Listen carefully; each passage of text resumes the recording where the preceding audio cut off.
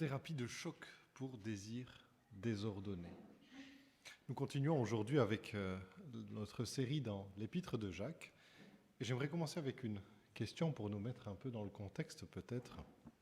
Vous est-il déjà arrivé de recevoir des reproches pour quelque chose qui vous paraissait tout à fait disproportionné par rapport à la chose en question? Oui. Je pense que c'est une expérience commune de notre humanité, de recevoir tout d'un coup des reproches qui nous paraissent sans aucune proportion avec le problème.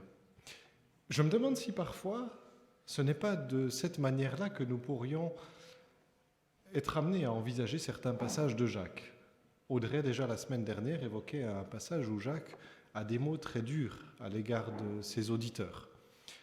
Le passage que nous allons aborder aujourd'hui est tout à fait dans la même veine, sinon un cran au-delà. Et lorsque on nous adresse des reproches, alors ils sont adressés à quelqu'un d'autre au départ, ça résonne un peu beaucoup là peut-être. Ouais. Lorsque ces reproches sont adressés à quelqu'un d'autre à l'origine, mais réorienter un peu. Voilà. Mais nous croyons que la parole de Dieu s'adresse à nous aussi. Or, lorsque nous recevons des reproches qui nous paraissent disproportionnés à notre égard, notre premier réflexe serait plutôt de nous fermer. Or, bien souvent, même dans des reproches disproportionnés, il pourrait y avoir quelque chose à prendre. Pas toujours, mais ça arrive. Et je nous invite à prendre ce texte de cette manière-là, en nous disant que la tonalité de Jacques va peut-être au-delà de celle qu'il aurait adoptée aujourd'hui, à notre égard, quoique. Mais quoi qu'il en soit, il y a des choses à y prendre. Et je vais donc lire une première fois ce texte de Jacques 4, 1 à 10. Alors, il faut que je pointe. Attendez, il faut que je l'allume, ça marche mieux. Voilà. D'où viennent les conflits et d'où viennent les luttes parmi vous? N'est-ce pas de vos passions qui combattent dans vos membres? Vous désirez et vous ne possédez pas. Vous êtes meurtriers et jaloux et vous ne pouvez rien obtenir. Vous avez des luttes et des conflits. Vous ne possédez pas parce que vous ne demandez pas. Quand vous demandez, vous ne recevez pas parce que vous demandez mal, dans le but de satisfaire vos passions. Adultères que vous êtes, ne savez-vous pas que l'amour pour le monde est synonyme de haine contre Dieu? Celui donc qui veut être l'ami du monde, se fait l'ennemi de Dieu. Croyez-vous que l'Écriture parle sans raison? C'est avec jalousie que Dieu aime l'Esprit qui habite en nous. Cependant, la grâce qu'il accorde est plus grande encore. C'est pourquoi l'Écriture dit « Dieu s'oppose aux orgueilleux, mais il fait grâce aux humbles. » Soumettez-vous donc à Dieu, mais résistez au diable, et il fuira loin de vous. Approchez-vous de Dieu, et il s'approchera de vous. Nettoyez vos mains, pécheurs. Purifiez votre cœur, hommes partagés. Ayez conscience de votre misère, soyez dans le deuil et dans les larmes. Que votre rire se change en deuil et votre joie en tristesse. Humiliez-vous devant le Seigneur et il vous élèvera. Voilà donc pour ces paroles de Jacques. Ses auditeurs se font donc tour à tour traiter de meurtriers et de jaloux, personnes en conflit, des gens qui ne demandent pas, des gens qui ne savent pas demander, des adultères, immoraux, pécheurs, hommes partagés, orgueilleux, en toile de fond. Voilà donc de quoi méditer pour eux. Et nous, dans quelle mesure ces choses-là s'appliquent-elles à nous? Qu'avons-nous à prendre ici? Je vous propose d'y réfléchir en 3 temps, avec chacune des parties de ce texte, en posant d'abord cette question que Jacques utilise. D'où viennent ces luttes, ces conflits? Puis désir du monde ou désir de Dieu, c'est l'enjeu des versets 4 à 6, et une exhortation finalement, versets 7 à 9, approchez-vous de Dieu. Et on conclura avec cette phrase que j'ai mise en exergue dans le titre, humiliez-vous devant le Seigneur et il vous élèvera. D'où viennent ces luttes? L'Église ou les églises, on ne sait pas exactement, auxquelles Jacques s'adresse, semble être pleine de conflits, pleine de luttes. D'où viennent les conflits, d'où viennent les luttes? Certaines traductions parlent même de guerre parmi vous. Bien triste paysage pour une église, mais nous savons pourtant que ce sont des choses qui arrivent. Nos communautés, malheureusement, parfois, se transforment en lieu de conflits, de luttes, voire de guerres, sous toutes sortes de formes, que ces guerres soient parfois larvées ou qu'elles soient ouvertes. Et il en va de même de bien des manières autour de nous. Lutte, guerre, conflit, c'est ce que nous voyons dans notre monde. Et Jacques vient ici pointer l'origine qu'il voit à ces choses. N'est-ce pas de vos passions qui combattent dans vos membres? D'autres traductions diraient, n'est-ce pas de vos désirs qui combattent dans vos membres? Ces choses qui peuvent paraître extérieures, des conflits, des luttes, qu'elles soient à l'échelle d'une église, d'une famille, d'une nation ou entre des nations, ces choses-là trouvent leur origine ailleurs, dans le cœur. L'image qu'emploie Jacques est assez frappante. Des passions qui sont en lutte dans vos membres, vos propres membres, comme s'ils étaient déchirés les uns contre les autres, dans un trouble qui finit par rejaillir sur l'extérieur. Toutes sortes de désirs, de passions qui se combattent les unes les autres en nous. Je n'ai mis que quelques-unes des formes que peuvent prendre ces désirs, ces passions. Posséder, avoir raison, briller, contrôler, se distinguer, protéger ses intérêts, garder sa place, etc. Toutes sortes de choses qui peuvent nous agiter, intérieurement d'abord, mais qui ensuite créent toutes sortes d'agitations à l'extérieur. Non pas que toutes ces choses soient intrinsèquement mauvaises. Certaines de ces choses peuvent avoir un sens dans une certaine mesure, dans un certain contexte. Néanmoins, ces désirs, chez les lecteurs de Jacques, se trouvent désordonnés. Désordonnés dans le sens qu'il n'y a rien qui les ordonne. Il n'y a rien qui leur donne sens, qui les cadre, qui montre dans quelle direction ils doivent aller. Il n'y a rien pour les ordonner. Vous l'avez compris, Jacques a des propositions à leur faire à ce sujet. Mais pour l'instant, ces désirs vont dans toutes sortes de sens et suscitent bien des problèmes. Parce que nous le voyons dans notre propre vie humaine, quelles que soient les choses que nous voulons faire, quelles que soient les choses que nous voulons même faire avec la meilleure conscience du monde, toutes sortes de désirs sont encore à l'œuvre dans nos cœurs, combattent. Pensez, cette semaine, je me trouvais à préparer une prédication avec les meilleurs sentiments du monde, voulant servir cette communauté, prêcher la parole du Seigneur. Mais est-ce que par hasard, à certains moments dans la préparation, ne se glisse pas l'idée que l'on pourrait peut-être briller dans ces moments-là, pour de mauvaises raisons, que l'on pourrait faire plaisir aux gens de telle ou telle manière, pour de mauvaises raisons? Quelles que soient les bonnes choses que nous essayons de faire, les mauvais désirs affleurent, souvent pas très loin de la surface. Et toute la question va être de savoir comment nous les laissons, est-ce que nous les laissons prédominer ou est-ce que nous les laissons ordonner par autre chose?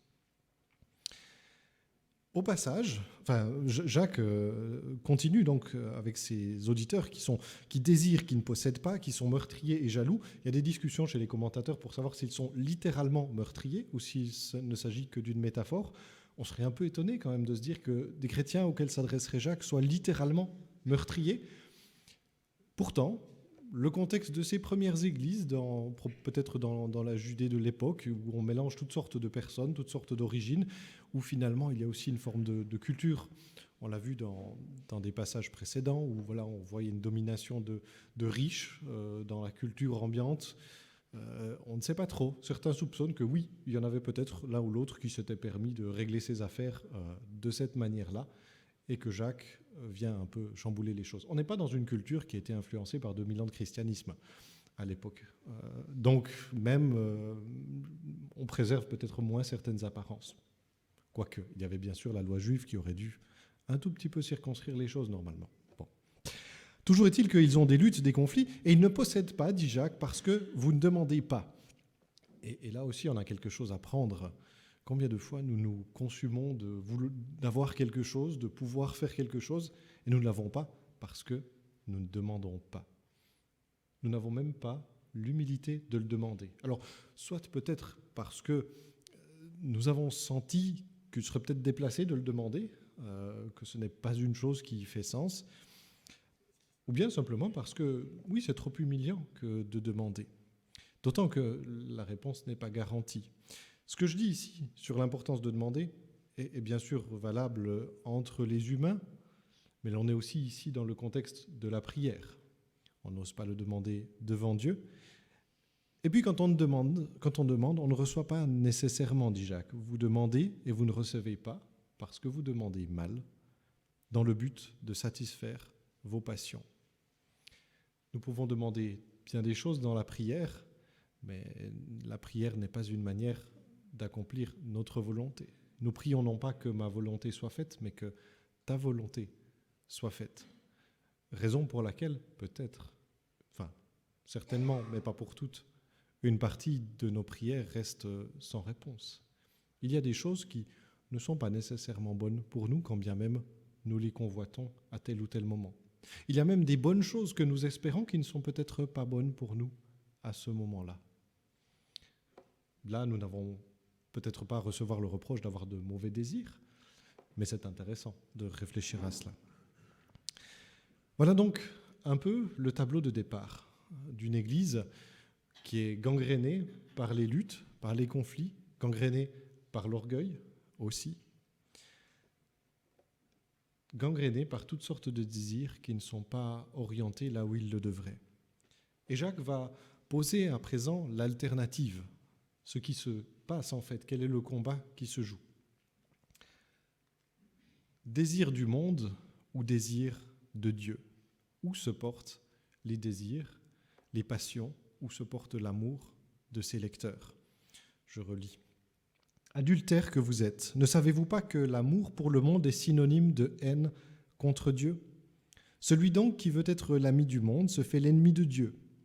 Croyez-vous que l'Écriture parle sans raison? C'est avec jalousie que Dieu aime l'Esprit qui habite en nous.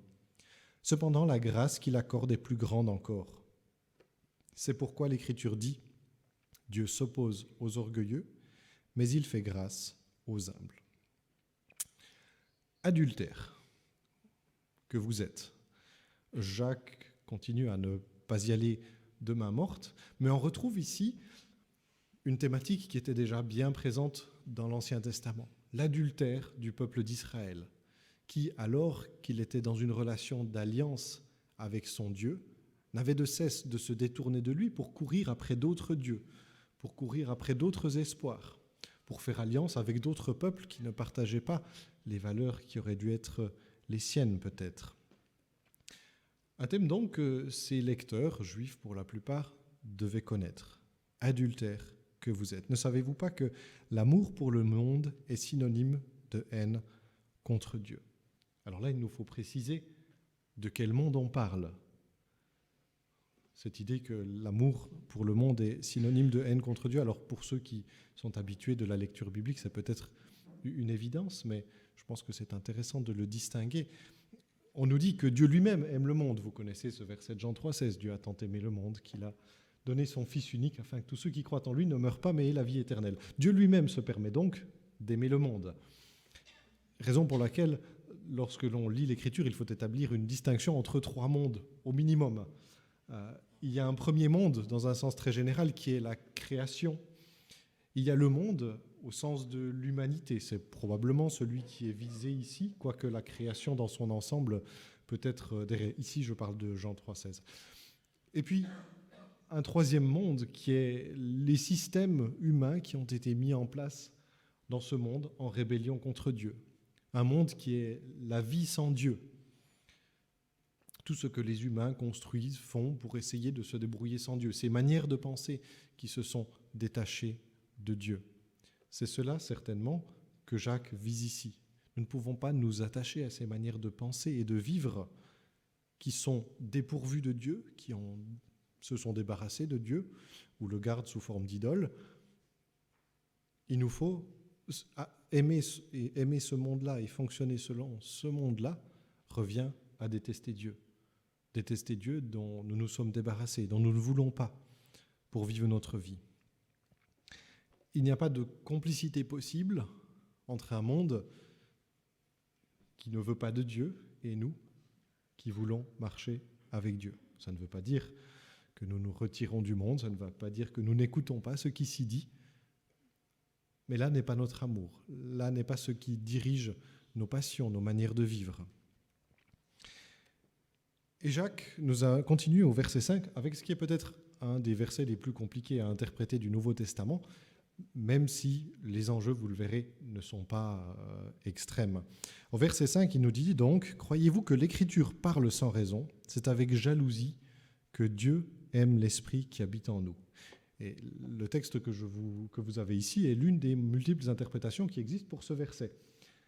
Puisqu'il pourrait s'agir de « Il désire avec jalousie l'Esprit humain qu'il a fait habiter en nous », il pourrait s'agir de désirer l'Esprit Saint qu'il a fait habiter en nous, ou bien c'est l'Esprit Saint qui l'a fait habiter en nous, qui désire avec jalousie, ou bien c'est l'Esprit humain qui l'a fait habiter en nous, qui désire avec jalousie. Petite plongée dans la complexité de l'exégèse biblique parfois, mais voilà, vous voyez qu'il y a plusieurs possibilités d'interpréter ce verset qui en fait font tout sens au niveau grammatical, peuvent toutes être appuyées par d'autres versets bibliques, et peuvent toutes finalement trouver un certain sens dans le contexte du texte. Mais la plupart on s'oriente a priori plutôt à penser que le « il » du texte, c'est Dieu ou l'Esprit Saint qui désire avec jalousie ou qui désire avec ardeur quelque chose qui se trouve en nous. Soit l'Esprit humain que Dieu a placé en nous, soit l'Esprit Saint que Dieu a placé dans les chrétiens.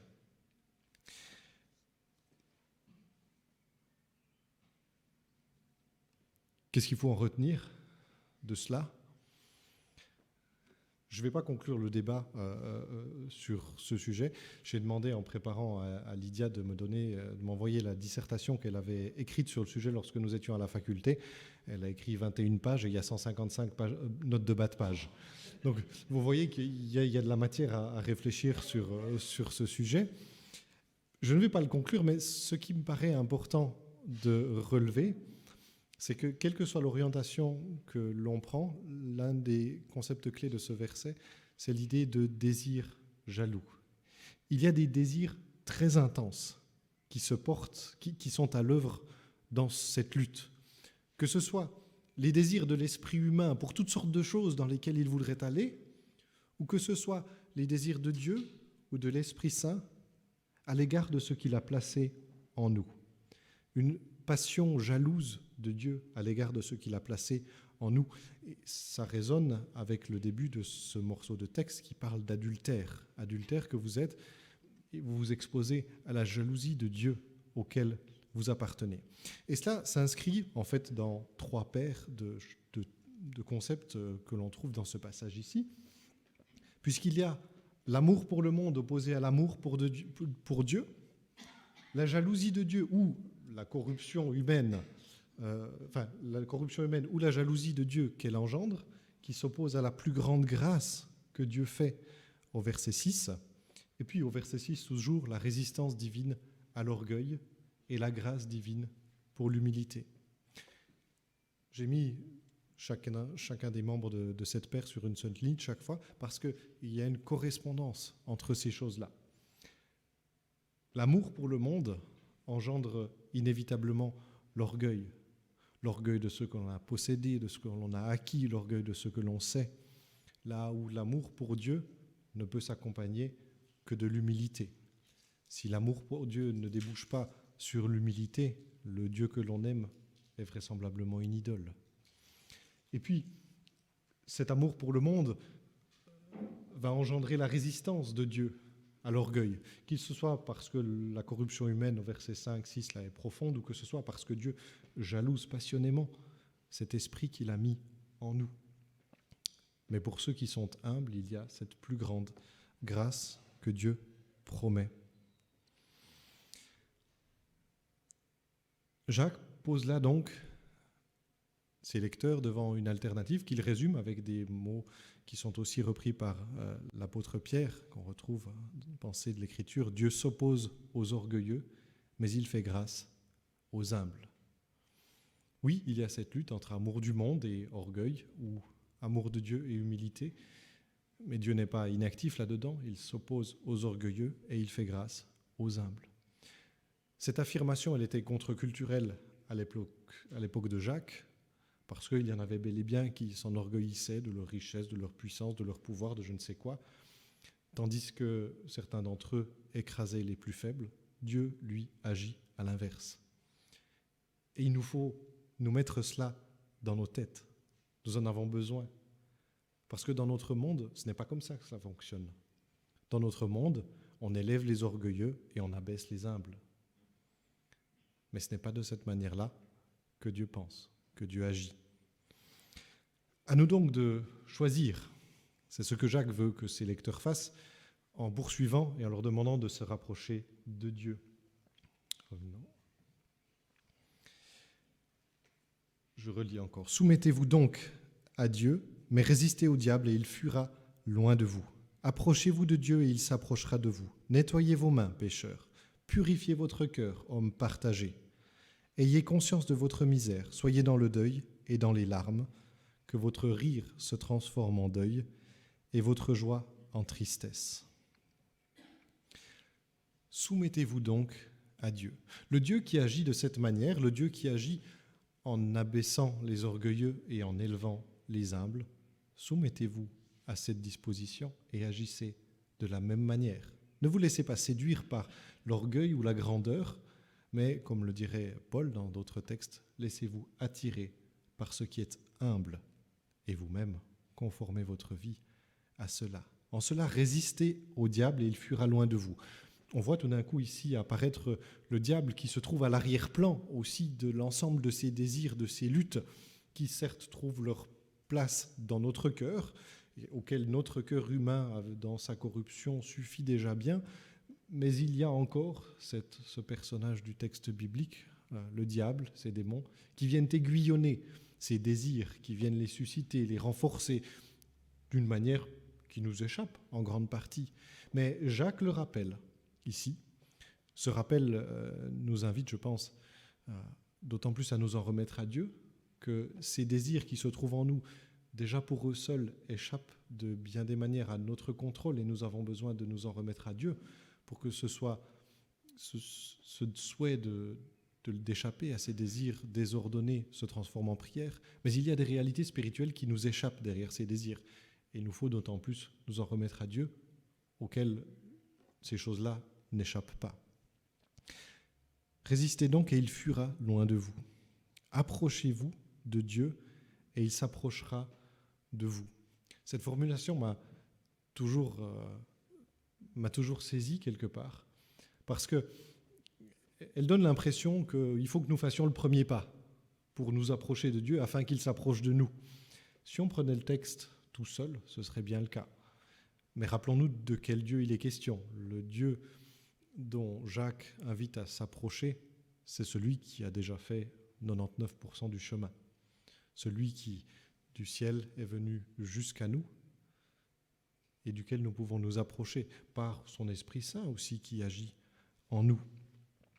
Dieu s'est approché le premier, il a fait déjà l'essentiel du chemin, mais il n'est pas insensible au fait que nous tournions nos regards vers lui, au fait que nous lui demandions d'agir en nos cœurs pour transformer nos désirs.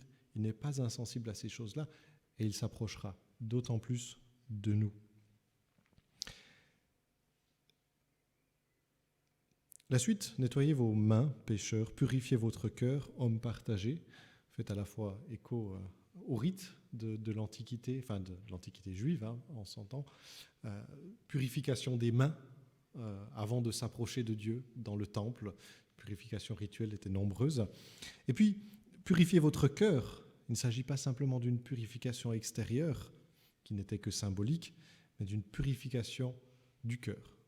Heureux les cœurs purs, nous disait Lydia tout à l'heure, enfin nous disent les béatitudes surtout. Heureux les cœurs purs, Purifiez vos cœurs. Cette image de purification rentre en résonance aussi avec ce terme de homme partagé. Alors, le terme grec qu'on a là parle de quelqu'un qui a deux esprits, ou qui a l'esprit double. Et une traduction disait « Purifiez vos cœurs, vous dont la vie n'est que duplicité ». Un peu plus fort encore que ce que dit Jacques, mais qui dit bien ce qui pourrait être à l'arrière-plan de ce texte. Nous avons besoin de purifier nos cœurs en les débarrassant progressivement de ceux qui nous éloignent de Dieu, de ceux qui ne nous portent pas vers lui.